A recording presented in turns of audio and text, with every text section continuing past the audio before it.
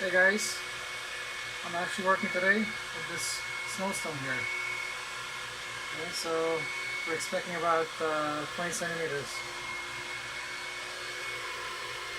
Yeah, it's pretty bad. It's very bad.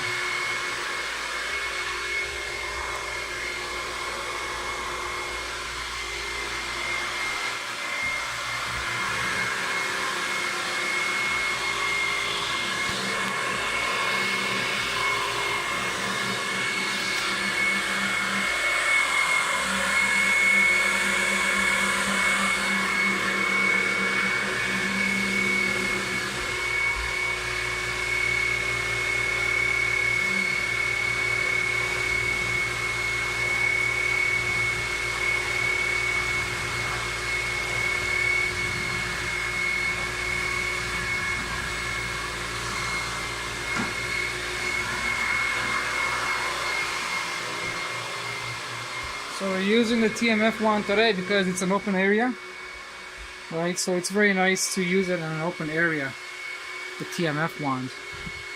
But